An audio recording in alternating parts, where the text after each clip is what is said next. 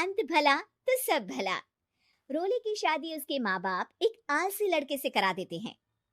चलो, रोली की शादी हुई और हमने गंगा नहाई। और क्या, बेटियां तो होती ही हैं बोझ। हाँ, पर अब क्या चिंता, उतार तो दिया बोझ तुमने। अब वो लोग समझे। ससुराल में रोली का पति कहता है, देखो, मैं कोई काम नहीं करता। ये बात तुम्हारे मम्मी पापा को बता दी थी मैंने। अब जो किराया आता है दुकान का, उसी से घर का गुजारा करना है। कभी भूल से भी कोशिश ना करना किसी चीज की डिमांड की। क्या मम्मी पापा को पता था कि आप कोई काम नहीं करते? और क्या, बड़ा अच्छे से पता था। उन लोगों को तो तुम बोझ लगती थी।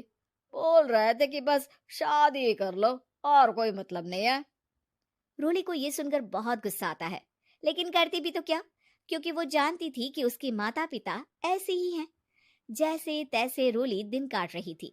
रोली को एक प्यारी सी बेटी होती है।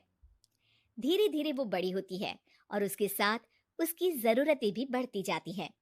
सुनिए जी, अब तो सिमी बड़ी हो रही है, उसका स्कूल में दाखिला कराना है। मैंने अब तक तो जैसे तैसे समय काट लिया, लेकिन मैं बच्ची की परवरिश में कोई कमी नहीं रखूंगी। अरे क्या है यार, अब तो लगता है कोई ना कोई काम ढूंढना ही पड़ेगा। अब पति रोज काम की तलाश में जाता और बिना किसी काम के वापस आ जाता। रोली समझ जाती है कि पति के अंदर अब काम करने की क्षमता नहीं है। वो बेटी को उच्च शिक्षा देने के लिए कुछ करना चाहती थी, लेकिन करती तो क्या करती। एक दिन रोली की सहेली कहती है, रोली, मेरी कोई औलाद नहीं है। अगर तू मेरी औलाद को जन्म दे तो मैं तुझे तेरे मुंह मांगे पैसे दूंगी। अरे, तेरी औलाद को मैं कैसे जन्म दे सकती हूँ? सरोगेसी से। बच्चा मेरा और वैभव का ही होगा, लेकिन कोख तेरी होगी। ये संभव है रोली। रोली कुछ सोचकर कहती है, मुझे मंजूर है, लेकिन मैं इसका 2 लाख रुपया लूंगी। अरे कोई बात नहीं, मुझे मंजूर है। रोली खुश हो जाती है कि एक बच्चा पैदा करने का उसे 2 लाख रुपया मिलेगा। वो घर आकर पति को बताती है, वो भी खुश हो जाता है। अब क्या था, डॉक्टर के पास जाकर सहेली का बच्चा रोली की कोख में पलने लगता है। मुझे 20,000 चाहिए मेरे बेटी के एडमिशन के लिए। हाँ हाँ ठीक है, मैं उसके एडमिशन से लेकर सारे खर्चे उसके अकाउंट में डाल रही हूँ। रोली की बेटी का एडमिशन हो जाता है। रोली को लगता है कि वो अब सब कुछ ठीक कर देगी। दिन और महीने आगे बढ़ते हैं। अब एक दिन, एक बात कहूँ जी, काश इस बच्चे को मैं रख पाती। मैं अब इससे काफी जुड़ गई हूँ। अरे यार, पता नहीं किसका बच्चा है। अपने पास है ना अपनी मुन्नी।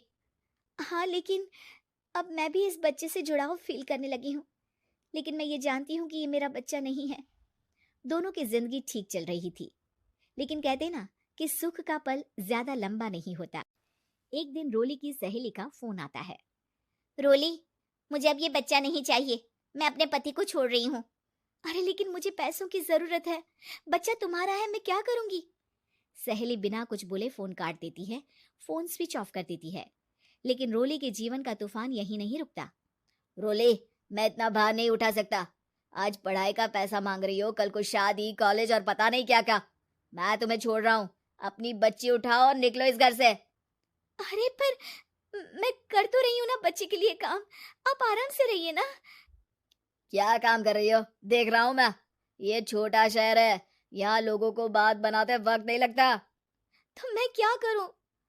ज्यादा पढ़ी लिखी नहीं हूँ, कैसे घर के खर्चे चलाऊं? और आप तो काम करना ही नहीं चाहते। हाँ, ना चाहता हूँ और ना ही करूंगा। रोली को पति की बात पर काफी गुस्सा आ जाता है। ठीक है, अगर मेरे जीवन में संघर्ष ही लिखा है तो वही सही। इस वक्त पति होने के नाते आपको मेरा साथ देना चाहिए था, लेकिन नहीं, आपने तो इस हाल में मुझे घर से बाहर निकालने की बात कह डाली। देखो, ये सारी फालतू की बातों के लिए वक्त नहीं है मेरे पास। रोली, जिसकी कोख में किसी और का बच्चा था और साथ छोटी सी बेटी, पति का घर छोड़कर रास्ते पर आ जाती है। रोली के पास मायके के सिवा दूसरा कोई रास्ता नहीं होता। अरे रोली कैसी है, कितने दिनों के लिए आई है? हमेशा के लिए माँ। वो माँ को सारी बात बता देती है। ओए लड़की, इतनी हिम्मत का काम कर लिया। अरे ना ना, यहाँ कोई जगह नहीं है। तुम तो अपना बोरिया बिस्तर उठाओ और निकलो यहाँ से। रोली के पास अब मायके का रास्ता भी नहीं बचता। वो चुपचाप बच्ची को लेकर जा रही थी कि उसे दर्द होता है और वो डॉक्टर के पास चली जाती है। और फिर वहां वो एक प्यारे से बेटे को जन्म देती है। कितना प्यारा है। कितने अभागे हैं इसके माँ बाप जो इसके पैदा होने पर भी नहीं है। तभी वहां डॉक्टर आ जाती है। रोली, बच्चे के पिता तुमसे मिलना चाहते हैं। आपका बहुत बहुत शुक्रिया। मैं इस बच्चे को पालूंगा, भले ही इसकी माँ ने इसे छोड़ दिया हो, पर मैं अपनी जिम्मेदारी निभाऊंगा। तो क्या आप मुझे इसके पैदा करने के लिए जिन पैसों की बात हुई थी वो भी देंगे? हाँ, और साथ ही आप चाहें तो मेरे घर में रहकर मेरे बच्चे की देखभाल भी कर सकती हैं। मैं उसके लिए आपको सैलरी दे दिया करूंगा। रोली को लगता है कि जैसे भगवान ने उसके लिए सुकून का रास्ता खोल दिया। वो अब मुकेश के साथ उसके घर चली जाती है, जहां रहकर वो उस बच्चे की देखरेख करती है। अब मुकेश के घर को रोली अच्छे से संभाल लेती है, उसके लिए खाना बनाने से लेकर बच्चों की देखभाल और घर की देखरेख। धीरे धीरे मुकेश को रोली से प्यार हो जाता है। रोली, तुम्हारी बेटी और मेरा बेटा बिल्कुल भाई बहन की तरह साथ रहते हैं। हाँ, आखिर है तो एक ही कोख के बच्चे, अटैचमेंट तो होगा ही ना। रोली, तुमने घर और मुझे दोनों को संभाल लिया। ये तो मेरा काम है। आपने भी तो मुझे छत दी जिससे मैं अपनी बेटी की पढ़ाई और भविष्य के लिए पैसे जोड़ सकूं। अब रोली, क्या तुम मुझसे शादी करोगी? अब मैं जानता हूं तुम्हारी भी शादी कुछ खास अच्छी नहीं रही। रोली को मुकेश की बात ठीक लगती है। वो उसे हाँ बोलने की सोच ही रही होती है कि उसके पहले पति का फोन आ जाता है। रोली, मैं बहुत परेशान हूँ। मेरा एक्सीडेंट हो गया है। मैं चाहता हूँ तुम वापस आ जाओ। रोली को पुराने पति की चिंता होने लगती है। वो सोचती है कि वो क्या कर रही थी। हाँ हाँ ठीक है, मैं आ रही हूँ। हाँ रोली, आ जाओ, लेकिन बच्ची को कहीं हॉस्टल में छोड़कर आना, क्योंकि मैं नहीं चाहता कि हम लोगों के बीच फिर से वो सारी बातें हो।